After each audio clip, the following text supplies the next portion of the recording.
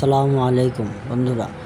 আজ আমাদের দৈনন্দিন জীবনে বহুত ধরনের খাবার আমরা দোকান থেকে কিনে খাই, কিন্তু বর্তমান ভেজাল মুক্ত, একমাত্র কোনো কেমিক্যাল নাই, কোনো ধরনের কোনো ভেজাল নাই, একটা জিনিসই আছে, সেটা হচ্ছে আমার মতে চিড়া।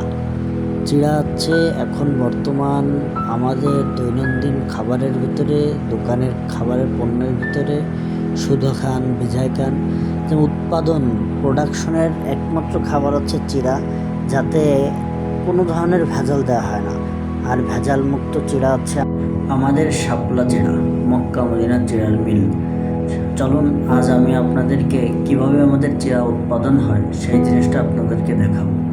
চিড়া কিন্তু আপনাদেরকে প্রথমে বলে রাখি বন্ধুরা, চিড়া প্রথমে ধান ভিজানো হয়, সেই ধান উঠায়ে আর এক হাউসে রাখা হয়, সেইখান থেকে বিভিন্ন মেশিনের দ্বারা প্রক্রিয়াজাত করা হয়। এইভাবেই চিড়া উৎপাদন হয়।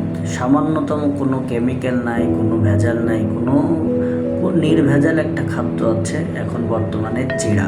মুড়িতেও কিন্তু অনেক ভেজাল দেওয়া থাকে, কেমিক্যাল ব্যবহার করা হয়, কিন্তু চিড়ায় কোনো ধরনের কেমিক্যাল ব্যবহার করা হয় না। চলুন আপনাদেরকে আজকে আমি চিড়া উৎপাদনের পুরোপুরি ডিটেলসটা দেখাবো। আমাদের চিড়া কীভাবে উৎপাদন করা হয়, কীভাবে প্যাকেটজাত করা হয়, সবটুকু আপনাদেরকে দেখাই। চলুন দেখুন বন্ধুরা, প্রথমে এরকম এক হাউজে ধান ভেজানো হয়। এখান থেকে দেখেন এই ধান উঠায় আর এক হাউজে যে রাখা হচ্ছে, আমরা দেখতেই পাচ্ছি। এবার এইখান থেকে আমরা চলে যাই, এই ধান নিয়ে এই চালনিতে রাখা হচ্ছে। চালনিতে রেখে দেখেন শুধুমাত্র ধানটাই কিন্তু এই চালনির ফাঁকার যে ছিদ্র আছে তাই দিয়ে পড়ে নিচে পড়তেছে, আর উপরে কিন্তু ধানের ময়লাটুকু রেখে যাচ্ছে। এই চালনির যে ভালো ধানটা পড়তেছে, এই ধানটা ডাইরেক্ট এই মেশিনের ভিতরে যাচ্ছে। এই মেশিন থেকে ডাইরেক্ট এই যে আগুনের একটা যে এটার বয়লার বলে, এই বয়লারে যাচ্ছে।